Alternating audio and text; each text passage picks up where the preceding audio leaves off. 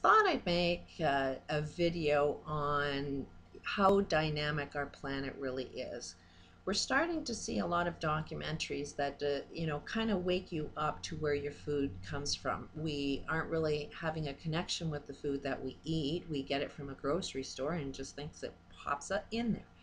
And now we're starting to see how our food is getting created. And we're starting to see that a lot of farmers lost their farms and it's being taken over by the corporations who are only interested in profiting in their own pocket, and they're destroying our food and our food chain. All of the corporate world has no interest in our planet or our food. They are only interested in consuming and abusing everything that's on the planet. Now, what I kind of want to make you aware of is, well, first of all, farming, we've heard farmers were being taken over years ago, from the time I was a child. They were manipulated by banksters that we're starting to see are a little wrong just now, because you've been profiting off of these banksters, and you've been manipulated to do everything that banksters wanted you to do. So you didn't care about your neighbor, and your neighbor was the farmer, and the neighbor was, look at, hey, they manipulated me into getting loans to buy these tractors so that I can compete in the economic system that they were creating. I was doing just fine until they started creating rules and regulations that said I needed to get a big tractor, which they knew damn well I wouldn't be able to pay my loan back. And then as soon as they couldn't pay their loans back, they started losing their farms. Now Monsanto's coming on, and they are manipulating seeds to the point that if you don't even use their seeds, they pollinate with each other, and then they're using that as, oh, you used our seeds, we're going to sue you. And I mean, these big corporations pay lawyers to be in court 24 hours a day. I experienced that with my own divorce, that my ex could do whatever the hell he wanted to do because he had the money to be in court 24/7.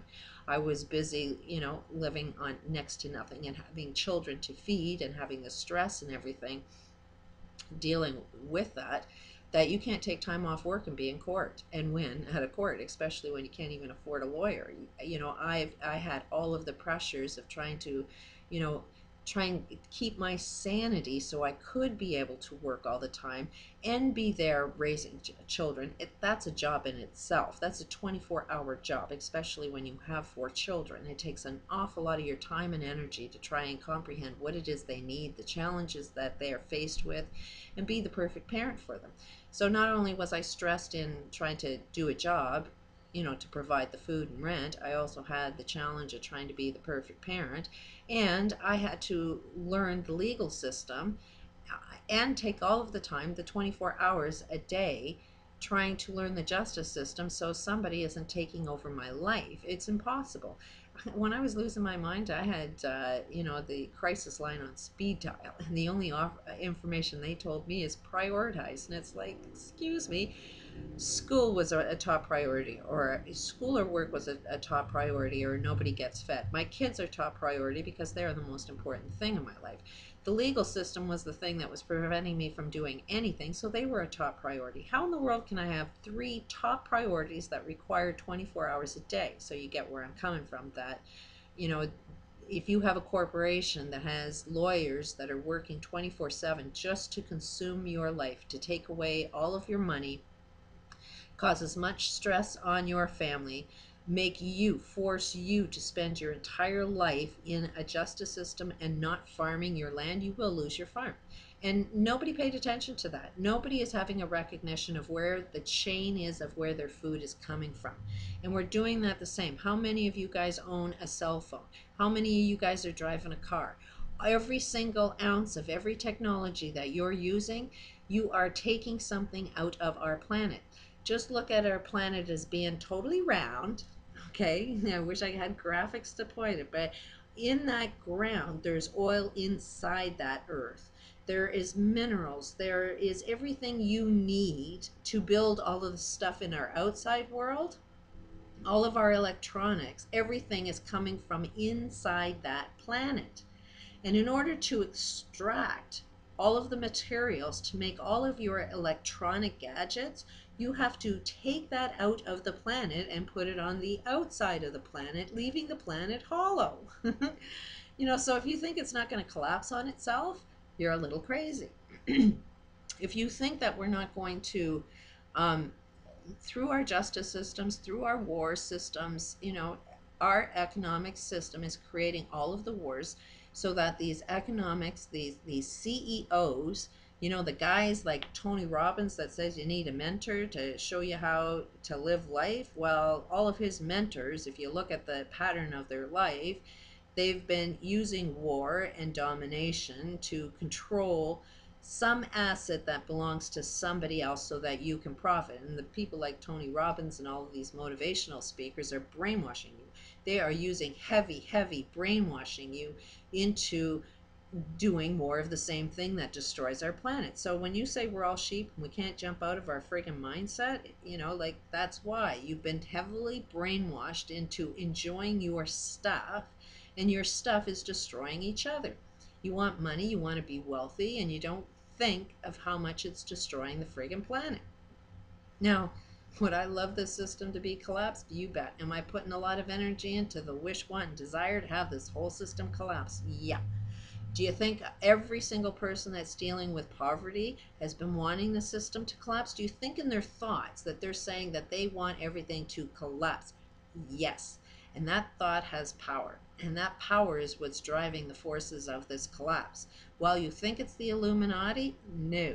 It's all of the people that are losing everything, third world countries, the thoughts that they're saying to themselves are creating the collapse. Then you buying into the system that's emptying our planet is also, you're running down the exact same path that will make it collapse. So you can't really say, oh, it's the Illuminati. Yeah, in a way it is then, because they're brainwashing you into doing it. But you at some point have to realize, do you want to eat? If you want to eat, you got to look at the chain of where your food comes from.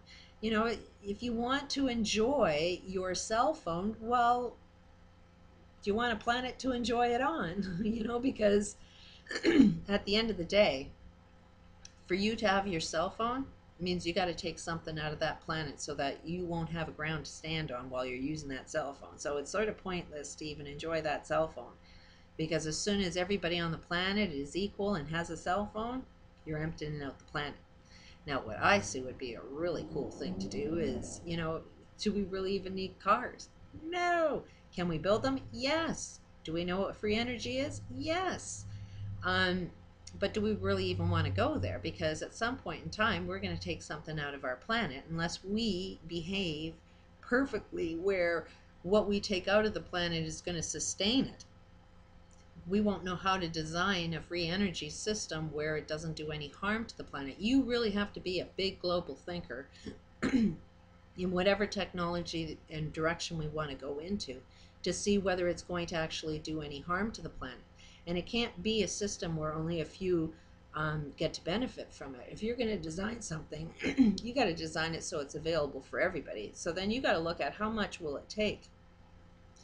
I think we can clean up this planet. I think we can get it a little bit more stable, but we have to make some decisions. And how will we make it stable? And you know what? Right now it looks like everything's doom and gloom, and there are no jobs, and there is no employment. And it's like, no, every catastrophe, every downside provides an opportunity. The universe is hiring.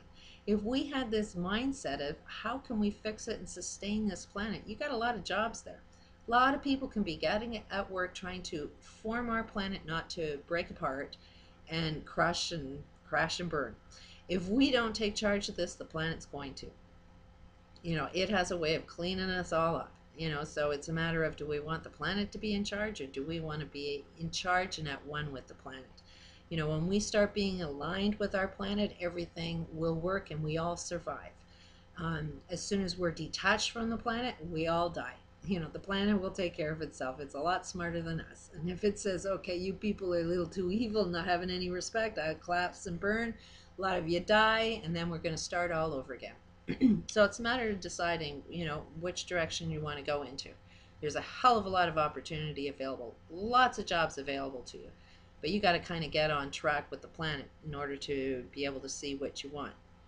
Personally, I think it'd be a cool thing if we got rid of all our highways, all of the cement and pavement and everything that comes out of the planet that makes a road, and get back into horseback riding. That would be friggin' cool. You know, like if you had to go to work and ride your horse to work, wouldn't that be cool? A lot of us pay a lot of money to enjoy going back horseback riding.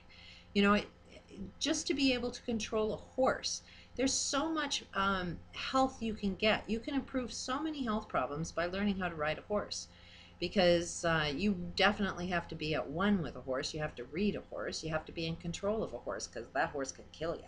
And it's really easy to drive a car. It's a lot harder to ride a horse and be in control of that horse. But yet that horse wants to, you know, that's the purpose of a horse. It loves to work. You know, like if you're respecting the horse and you're loving the horse will really be at one with you. But can you imagine if we got rid of all our highways and all we had were a bunch of people going on, you know, to work every day with your horses, you know, in our parking lots and all our buildings, if that was just sort of made for our horses instead of our cars? You know, we'd be planting more grass for our horses to ride on. That would definitely improve our air that we breathe. I mean, if you want to clean the air, plant a few trees. It's a great way of detoxing everything that we've done to the air. Just an idea. Kind of know where everything's coming from, because that cell phone you're using, there's new wars that are being created, and there's a new industry that's destroying the planet just for all of the cell phones that we're using. And our kids are what's going to change our planet. Yet every single one of our kids are having cell phones, and they don't have any connection to where and how it's destroying the planet. Something to think about. Peace out.